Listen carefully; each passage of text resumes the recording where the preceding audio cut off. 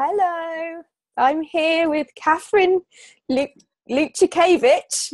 I hope I pronounced that correctly. Exactly. And we met at the Spiritual Crisis Network conference in London last year. And I was just really impressed by the work you're doing, Kathryn, and so appreciate you coming on and being part of this campaign. The thing that really impressed me was how connected you are with spirit, but how grounded you are. And you manage the Saltburn Wellbeing Centre in the north of England. That's right. So if you could just tell everybody a bit about what you do and what led you to kind of develop the centre, that would be great. Thanks. It's quite a long story and quite an unbelievable one, so I'll keep it as short as I possibly can. But I worked, I'm a counsellor, and I worked in a hospital for many years on a drug and alcohol project, counselling project. And I became more and more frustrated with the system, that it was all about targets and not about people. And there was so much money wasted. And about that time, I started to have some experiences that I really couldn't understand, that actually led me to question my sanity. At one point, I was having what I now know to be synchronicities, but then I called coincidences. And I started to tell some people around me and say, I'm having these coincidences. And they didn't really understand what I was talking about. And then suddenly I came into contact with some people that did. And they said, oh, they're not coincidences, they're synchronicity. It means that everything's connected. Well, I'm quite scientifically minded, and I didn't believe in anything at all. Not because I didn't want to, not because I didn't believe other people's opinions, because I do and I respect everybody has their own views. But I just didn't have any evidence in my life, evidence. So back to being a counsellor and working with clients, the mental health system said that when people heard voices, then they had a mental health problem. They needed to be assessed. There was a procedure to go through. But when I started to get really what I would say messages, not exactly a voice as an external voice, but it feels as strong as that. The information that comes through is very clear. And so I naturally started to question what's happening to me. Am I going mad? But I knew that I wasn't. I knew that I was very grounded. I knew that the information I was getting, I was questioning it. And my head was having a constant battle, really, saying, this is ridiculous. But it was such a strong feeling. It was like a really strong feeling of intuition. And a lot of people can relate to intuition, so I tend to use that. But it was so strong, and I started to get messages like, we're self-employed. And I think, how? What am I supposed to do? And I think, I'm talking to myself, I'm going mad. But I started to write down things that happened. I started to keep diaries. I wanted evidence of what was happening, because there were so many synchronicities that probably a lot of them I knew because I was going through it, but other people might not necessarily see. And I started to talk to some people, and they always say the teacher appears when you need them. Mm. And I found that really true. Just people popped into my life that just had the piece of information that I needed, or helped me, or shared about similar experiences. So I was actually told, and I say told, but that's how it feels, to start a centre, start a wellbeing centre in Saltburn. It was all very specific, to help people. I was told that a lot of people would waken up to spirituality and not know what was happening, and that they would need help in the future. And so When then, was this, Kathryn? this was about 11 years ago that these clear messages started to come through. And what I started to do was to follow what I was being told, which sounds mad, I know, but it wasn't like just following anything and everything, because I've learned over the years in different ways, through books, through learning as well, and through different teachers. But not everything. But there's a difference between thoughts and spirit coming through, and different levels of spirit as well. How would you, to people that are listening kind of new to this, how would you say you discern between what's a spirit message and what's your own kind of thought coming from, ego or whatever we call it? Yeah. What I would say is that there is there's a feeling that goes with what comes through.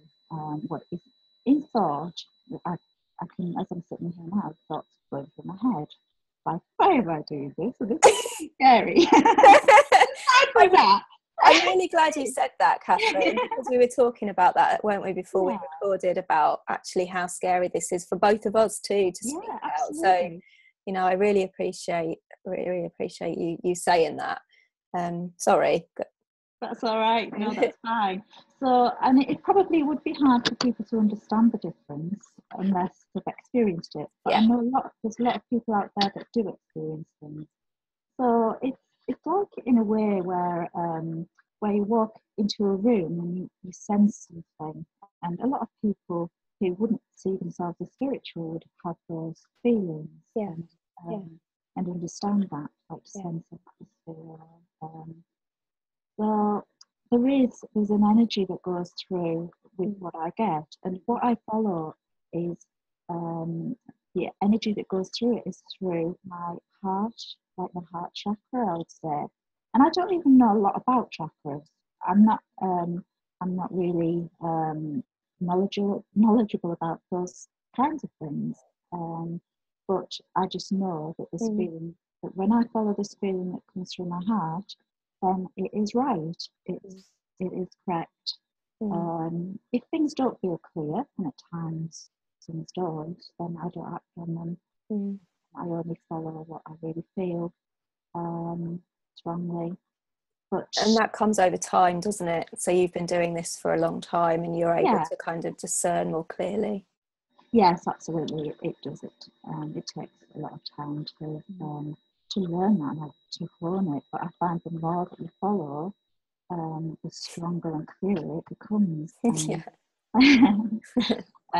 But I really, to anybody from the outside, and I suppose over the years there have been people who questioned, because actually what it led me to do was to remortgage my house, to set up the centre, to leave a secure job. I had 3 young children, but I couldn't not do it. It was like something pushed me, and I think my head caught up about 18 months later. And I don't want to remortgage my house. But everything fell into place for that to happen. Right. And it has, and it still does. You're living a real hero's journey, really, aren't you? Because that's what kind of struck me when you told me about your story originally, because I think, we're all kind of almost led to let everything else fall away to follow the path. So it's a kind of you're made to let go of attachments to everything and take a big risk, and you've done that, you've followed that, and it's been really successful. So it's almost like you're tested, isn't it, along steps along the way. Yeah, it is. It's about trust, and I'm not saying by any means it's been easy, because it's been scary at times, and especially like with financially to do what I did. It wasn't logical in any way, but I know from the amount of people who've been helped and who are being helped. But one of the there's several pieces of information that stick in my mind for reasons for setting up the centre, and then was to create somewhere that was a little piece of how the world should be, but without judgment. Was what, sorry? A little piece of how the world should be. Right. Without judgment, that anybody can come and not be judged, as long as they do the same for other people and respect other people's beliefs. We have all different people, and some are not at all on a spiritual path, and that's absolutely fine. So what does the centre consist of? So you have kind of a drop-in part, and you also have holistic therapies going on there, is that right? We do. We have, and we also have NHS counselling within the centre, with private counselling, different therapies, and it's a charitable organisation, so we access funding, like grant funding, for specific projects to instigate change in services. Really, that's the idea behind it. Yeah. Everything we put in for, I have to admit that I am guided to do that, which... That's the thing that I love. You've got this integration off to a T, haven't you? Because it's so holistic, the centre. You're kind of driven by your intuition and your spirit guidance, and yet you're bringing in this, you're kind of an impetus for change within the mainstream, because you do a lot of work within the NHS, and I know you go to care commissioning group meetings, and you're kind of involved at a policy level as well, aren't you? So it's more the clinical commissioning groups that I go to, but I have been to like consult where there's meetings to consult about different services and for ideas, and because that is so important, it's that the services have to be about people, and the people who need the services haven't always got that voice, that they can be quite vulnerable and aren't able to say what's needed. So it's being a voice for people as well. And yes, there's so much happening now with the lack of money, and services falling apart. Yeah. And people falling through the net, really. So are you finding more people come to you because the services are failing? Do you have a lot of people that come to you that are talking about experiencing spiritual issues that need support? We do. We have people that, in general, that fall through the net of mainstream services. Yeah. But we do find that there are people who come and speak about spiritual experiences, and that wouldn't normally. And often people will say, "I can't say that. I just can't say that. You're looking mad." And of course, that's the last thing I think, because personally, I've been through some of the experiences that we've had, and other people around have as well. It's quite normal to go through. Yeah, that's the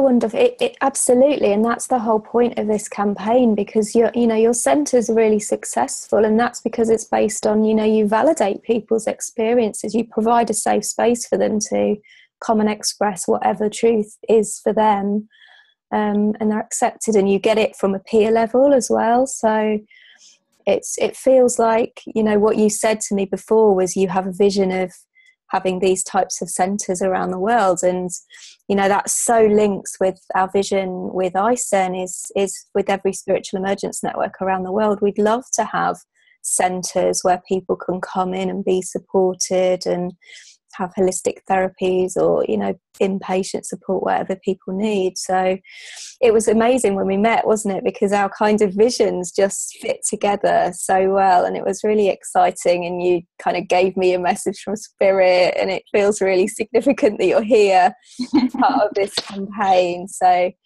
that first started happening in like all those years ago when I first started the centre. I remember the first message I ever got from somebody, and I really thought I had gone mad. I thought, there's no way I can tell that person this. That I've been told to tell somebody something to help them. But I thought, they'll just think, I can't do it. But I did. And I've had so many messages since. I get, this is if I do channel messages for people. My messages, they just come But You're a very clear channel as well. This is something I wanted to talk to you about, actually, Kathryn, because there's a lot of kind of I think a lot of the stigma is based around the fact that, you know, there's a lot of people that do this kind of thing who maybe have their own psychological issues that they haven't worked through. So it's about being a clear channel as well, isn't it? And having a lot of self-awareness to know that, you know, the message that you're passing on is the right message, and it's not being influenced by your own kind of where you're at in your own psychological development. And I think that's a really important thing to mention. Can you offer kind of any, you know, insight into this? Well, every message that I've had, I've always given people the option to have it or not. If it's written, then I put it in the field envelope and explain how the spirit works with me, but then give them the option not to have it. Up until now, almost everybody's taken it and said it meant something to them or help them. I still find it quite bizarre. Yeah, I mean, it's interesting, isn't it, that you've experienced it for so long and you still kind of have this questioning side of you, which I think is the difference. It's like that's the groundedness. That's the self-awareness, that it's like you're constantly questioning, is this right? I think that's really important as well for people to kind of bear in mind. You know, there's so many people practicing out there who class themselves as mediums or clairvoyants or whatever, who maybe are in a different place. And it's the same as being any kind of therapist. You know, you have to do your own inner work first before you can practice. It's no different, really, I think, than kind of, you know, studying to be a psychotherapist or whatever. You have to do work on your own stuff alongside. We were just saying before we started recording about, you know, the fear that's happening at the moment as well, and you said something which really helped me, actually, because I'm struggling at the moment, having stood up and kind of started this campaign, and quite scared that people aren't coming forward because there's so much fear about speaking out about it. And you said something that was really kind of helpful, that Spirit had kind of given you a message that kind of substantiated that, and also that you're involved in starting some research in this field. Is that right? Well, many years ago, I was involved in research, and I worked in the hospital, and I often questioned it, thinking, how have I ended up working in research? But it wasn't. It was to do with alcohol, and this was published and things from that time. But then more recently, I've got sort of a strong feeling about research, but in this field. And then about 3 different things have happened. 3 synchronicities quite recently about doing this. And what made me think was that there are a lot of people who are showing interest and support in the campaign, but who aren't speaking out. And I can understand that fully. It is scary. I know that you're scared yourself. I've been really nervous this morning, and it is. I'm quite a quiet, private person, and I don't. Speaking on camera is probably one of my worst nightmares. But I thought, I wonder how many people would step forward if they could do it anonymously, and research would be a way of doing that. So I am at the moment. This morning I have been writing a proposal to the university departments for that. And you've had some interest, right, in this? It's not just your idea. The university have approached you. about? About general projects, but I've already had a meeting a few months ago with a researcher who was really interested in the spiritual side of things, and then this is another opportunity for research as well, which I'm putting forward the idea about the spirituality, about spiritual experiences, because there is such a gap in the mental health system. There's so many similarities between spiritual awakening and mental health, and it needs addressing. People are frightened to speak out.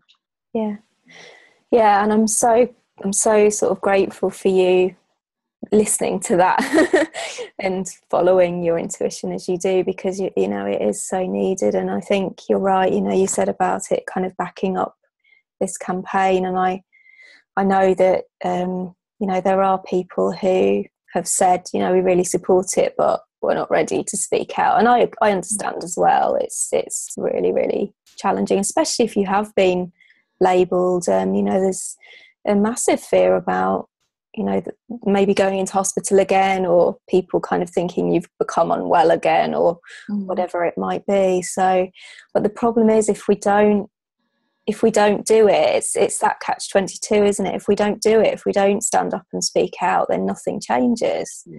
So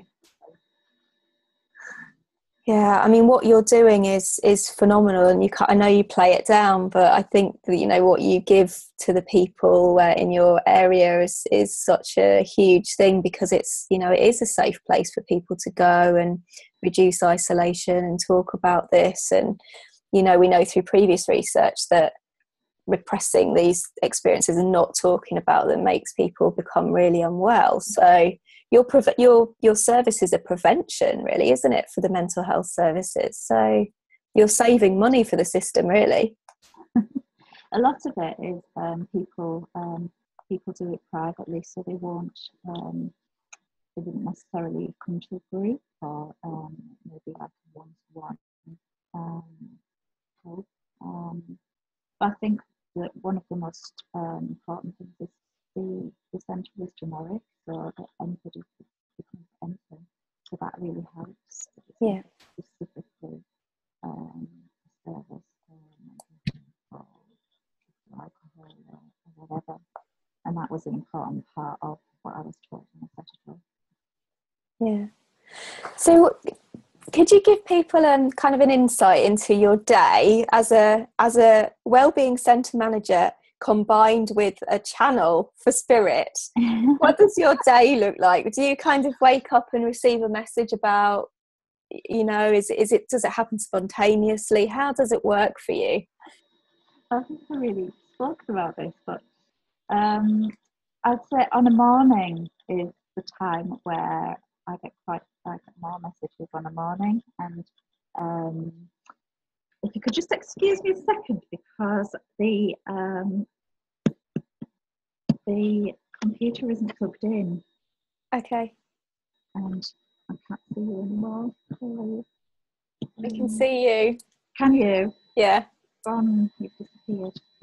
Sorry about that. Oh, you're there. I'm just going to put the computer in so we don't disappear altogether. Okay. It's all right. Normal life. Yeah, I didn't get told about that one. The everyday grounded life of a medium channel. I have an effect on computers. Yeah, it's interesting. A lot of people say that, don't they? Seriously, though, that, you know, when you're vibrating at a certain frequency, you do affect technology. No, it's a bit beyond a joke. Yeah. Wow. Yeah, so I think when my mind's quiet, things come in. So it's not unusual for me to get told to sit down and to write. So, which can be quite frustrating when you're trying to get ready in the morning and rushing, and it's the last thing you want to do. But they can be quite persistent, and if somebody needs a message, then I'll write it. And at times I do ask. Go away and come back another time. We're struggling to hear you. I think that the speaker's muffled. Sorry, can you hear now? Yeah, I'm that's okay. better. Um, Your technology's being affected. yeah, so that on a morning that's not unusual to get a channeling through. So I sit and I'll write. But I can ask if I have Right. if I have a problem or what to do. It's like I can just ask. It sounds mad, but I can just ask.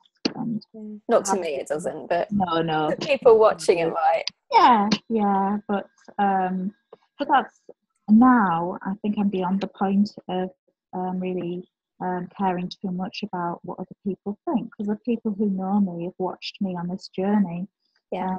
and so and and the evidence when things have happened, the evidence is there.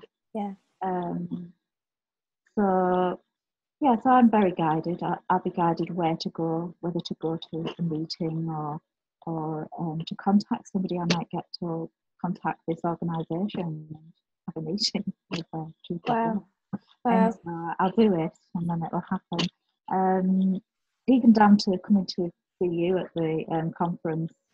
Because I'd just been to London and I didn't have much money, and the thought of going again 2 weeks later, I really wanted to go, but I thought it's a long way to go. I'm tired, but I got nagged. It was a nagging feeling. You have to go. You have to go, and Well, I'm glad you did. so am I. Yeah. But if I can just, I've got an example that I use sometimes, which it's evidence, I suppose, but and it's something that happened it must be about 6 years ago now. And I was sitting having lunch with one of the volunteers at the centre, and I just started to talk and said to her, I'm going to be in a national newspaper, double page spread, something about fitness. And she looked at me like, what are you talking about? And I said, just ignore me. I said, that's ridiculous. I hate having my photograph taken, as if that's going to happen. And then about 6 months later, I got a phone call from a journalist, and she said that she was doing an article on people making small changes in their lives. And she said she's got somebody to give up sugar, somebody to be more positive, somebody to give up alcohol, and she wanted somebody to do exercise for 2 weeks and then report on the changes. Would I do it? So I was like, so I said yes, and I had to go to London at the end of the 2 weeks, and it turned out I was in a double page spread in the newspaper. And so when things like that happen, I have lots of examples like that. Yeah. But something like that, it's tangible, it's there. I wouldn't have chosen that. But when things like that happen, it's just incredible. That's a really great example, because yeah, I can totally relate to that. You get a message and it's like you question it. It's like, what on earth? Then it's almost like spirit, the universe is giving us validation, isn't it? It's like saying this is real, because like giving you the most bizarre thing, and then it happens, and then it's like you can't doubt it. But then when people see that happening, that makes it easier in a way, because nobody can question that. It's only, it's there. It's on the internet or. And some people might say, oh, it's just coincidence, a very bizarre coincidence. But when it happens time and time and time and time again, then there's something in it. Yes. Yeah. So do you think, I don't want to put you on the spot, but I'm just wondering if Spirit had any messages for people watching who might be kind of partly out of the closet, partly wondering whether to step out and be part of this campaign and speak up, or the fear is too much. I'm wondering if you had any sense of a message for people. And I sense, and part of this is me, that the importance of this is so important. And I know that when we spoke, when we first met, we both had very similar objectives and ideas about change, and we were both passionate about the changes that needed to happen and for people speaking out. And yes, it is scary. It is, but you've likened it to other this campaign to other campaigns about people speaking out, and look at the changes that brought on, and there are, most people have had some experience that they can't explain, whether it's a weird coincidence or an intuition. And lots of people speak about intuition. Well, I do believe that we all have these abilities. It's just that in life things are blocked out. We're more taught to look at like the materialistic side of things, which really don't matter really at the end of the day, do they? Of course, we all need to live on, but the balance, isn't it? But you don't get that sense of, like you were talking about before, when you get a real connection and you get that sense of flow and energy and warmth in your heart. Like that's you don't get that from anything else other than connection, do you? No. If I'd have stayed in my job, I'd have been quite financially well off. But now nothing compares with what I have. I have like a feeling of real purpose and an inner peace. That is just priceless. And what you do is priceless for other people too, for the community. So incredible. Imagine how the world could be if everybody kind of woke up to their purpose and did what you're doing for the community around them. It's like, the world would be an amazing place, wouldn't it? So it's about everybody doing something themselves. It's like it's right for them. I noticed that you've used the quote from Gandhi about the change you want to see in the world, and that has resonated with me for a long time before I saw that you'd used it. And it is, we can all do something, we can all make changes, but we have to start with ourselves. Absolutely. Even if people can't support this campaign by speaking out, there is the option of speaking anonymously, and also supporting financially, even by just a small amount, even £1 per person would make all the difference. It would make a huge difference, and this is not going to happen unless people donate. I've really struggling financially. I've done the same as you. I've kind of given up everything to do this because the push is so huge. But we can't make a film and create an international day without funds. So and this isn't something you can go to the National Lottery for, really. Maybe one day. Absolutely, one day. Oh, absolutely. And the amount, it will save the mental health system, hopefully, in the long term as well. We're talking big changes. So, how would people be involved, Kathryn, in the research that you're looking at starting? Could people contact you about that, or are you happy for me to share your links for your wellbeing centre? Yes, by all means, if people want to contact, because the more people that come forward, the more of a reason to do the research. And have you a need for researchers as well? I know there's probably researchers watching as well. If they're interested in being involved, then if people are interested, then I'm more than happy to talk with people or help other people with their projects, and to share more about the experiences that I've had with people. Brilliant. Thank you so much, Kathryn. I know you were really nervous about doing this, but it's so valuable, and really, really appreciate you emerging proud with us. You should be very proud. I mean, you've given up a lot, and it's proven, that you've made it work. So if we can do it, anybody can do it. That's the thing, isn't it? It is, and It is. It's following what you feel, seeing that there is more to life, and Yeah. obviously, Yeah. Thank you, and keep up the good work. Keep following that amazing intuition, and I'm really grateful for the connection and the messages that you've given me, because some of the messages that you've given me have helped me to kind of stand up and do this as well. So just not feeling alone is really valuable. So thank you. Thank you. See you soon. Bye. Bye.